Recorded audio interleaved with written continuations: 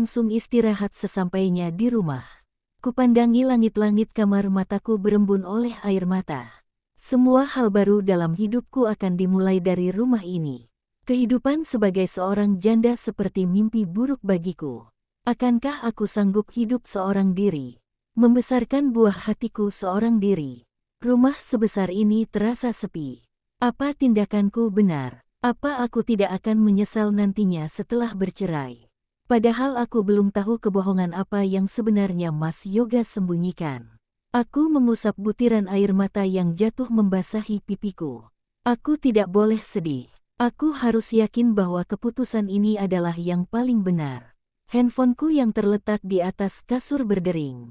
Aku segera meraihnya. Telepon dari Mas Chandra. Halo, Riana. Hari ini Mas sudah mendaftarkan gugatan cerai darimu ke pengadilan. Tidak lama lagi, Yoga akan mendapat surat panggilan, ucap Mas Chandra singkat. Baiklah, Mas. Terima kasih, ucapku. Kamu kenapa? Kok kedengarannya lagi sedih? Tanyanya penasaran. Enggak kok, Mas. Cuma lagi ngerasa sepi saja di sini seorang diri, ujarku jujur. Jangan sedih. Apa Mas kesana saja nemenin kamu?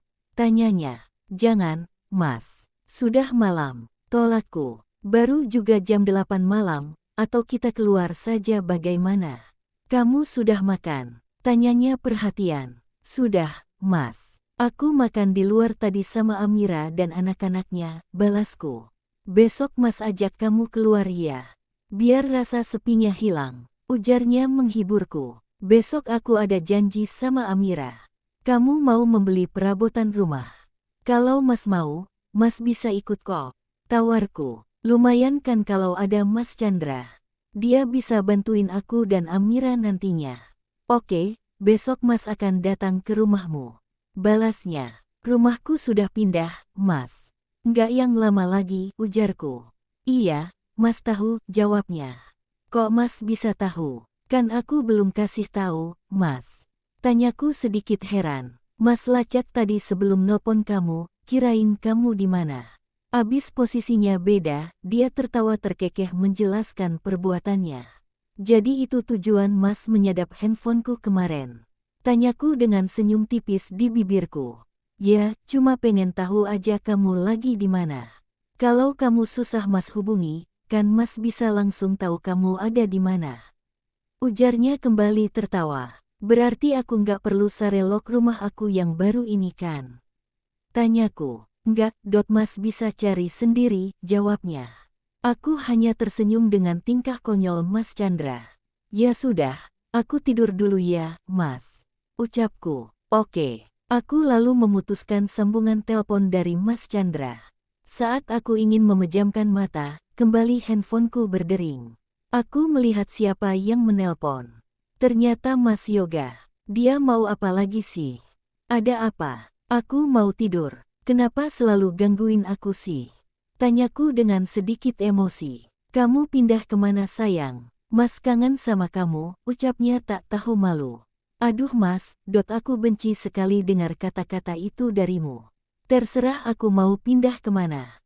Itu bukan urusanmu, jawabku ketus. Kamu kenapa berubah seperti ini Riana? Sekarang kamu menghilang dari Mas. Mas juga nggak punya pekerjaan sekarang. Boleh ya Mas kerja di perusahaan lagi? Ucapnya memelas. Jangan mimpi, Mas. Aku nggak bakalan kasih kamu kesempatan apapun lagi. Teriakku emosi. Besok ibu mau datang ke sini. Dia mau ketemu sama kamu bilang ya di mana rumahmu yang sekarang. Ucapnya. Ajak saja ibu ke rumah perempuan itu. Lagian selama ini ibu juga tidak suka ketemu sama aku. Jawabku ketus. Jangan bicara seperti itu, Riana.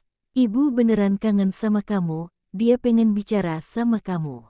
Jawab Mas Yoga. Aku tak peduli, Mas. Jawabku ketus. Apa yang mau ibu bicarakan padaku? Palingan dia ingin memakiku lagi. Ibu mau bicara hal penting denganmu, Riana. Kamu jangan menolak ya. Kirim alamatmu sama Mas ya. Bujuknya lagi. Besoklah aku pikirkan. Jawabku enteng. Ya sudah, kamu istirahat ya. Jaga calon anak kita. Mas tidak ingin dia kenapa-kenapa, ujarnya sok perhatian. Aku segera memutuskan sambungan telepon dengan Mas Yoga. Mau bicara apa sih ibu denganku? Apa ibu tahu semua rahasia Mas Yoga? Haruskah aku mengorek informasi darinya? Aku tengah sarapan saat handphoneku berdering. Telepon dari Mas Chandra. Apa sepagi ini dia sudah mau datang ke rumahku?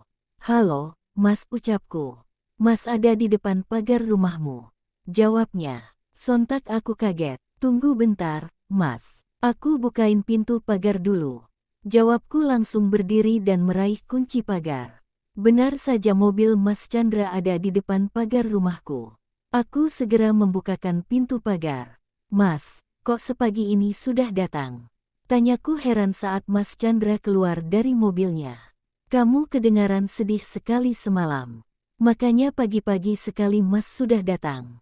Ucapnya tersenyum hangat. Dia membawa tentengan. Bawa apa, Mas? Tanyaku. Ini sarapan yang Mas beli tadi. Kita sarapan bareng yuk. Mas belum sempat sarapan tadi. Jawabnya sambil nyengir. Aku tersenyum kecil dengan ulahnya. Padahal aku sedang sarapan. Ada-ada saja. Masuk, Mas. Ajakku pada Mas Chandra. Mas Chandra mengedarkan pandangan ke penjuru rumah saat memasuki rumah baruku. Ini rumahnya nggak terlalu besar, Riana.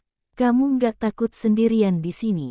Tanyanya heran. Wajar saja dia heran, rumah baruku terdiri dari 2 lantai. Dengan interior modern, banyak ruangan yang sebenarnya aku juga belum kepikiran untuk apa. Kamar-kamar ada di lantai atas. Di lantai 1, ada 2 buah kamar khusus untuk pembantu nantinya. Aku hanya suka dengan interior rumah ini, makanya saat pertama kali masuk, aku langsung memutuskan untuk membelinya. Enggak lah, Mas. Aku lagi minta Amira untuk nyariin aku pembantu dan satpam. Mereka bisa jadi temanku nanti di sini, jawabku. Aku mengajak Mas Chandra langsung ke ruang makan. Duduk, Mas. Aku hidangin makanannya dulu, ujarku berlalu ke dapur. Memindahkan sarapan yang Mas Chandra bawa ke dalam piring dan mangkuk. Dia membawa nasi goreng dan juga bubur. Padahal aku juga tengah memasak nasi goreng.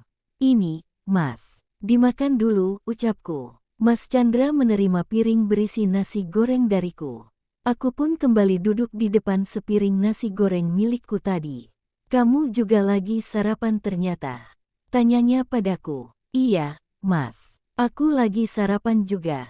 Ini nasi goreng buatanku. Kalau Mas kurang, bisa nambah ini, jawabku sambil menggeser mangkok berisi nasi goreng buatanku. Dia tersenyum kecil padaku. Kami lalu sarapan. Setelah itu, aku langsung mencuci piring kotor. Sedangkan Mas Chandra berkeliling mengamati rumah baruku. Kamu dan Amira mau belanja apa nanti? Tanya Mas Chandra padaku. Mau beli perabotan rumah yang kurang, Mas. Masih banyak ruangan yang kosong, jawabku sambil mengeringkan tangan. Kawasan ini tidak sembarang orang yang bisa masuk. Setidaknya kamu bisa aman di sini, Riana, ucapnya sambil duduk di depan televisi. Ya, Mas. Mudah-mudahan aku aman di sini, balasku. Tidak berapa lama, Amira juga datang ke rumahku.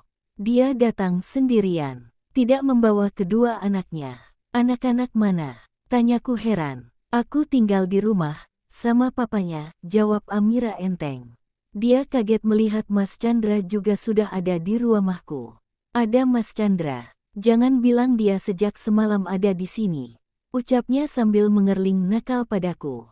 Sontak ucapan Amira membuat aku dan Mas Chandra berpandangan. Dengan refleks aku memukul pundaknya. Bicara apa sih? Dia juga barusan datang. Jawabku sedikit sungkan pada Mas Chandra.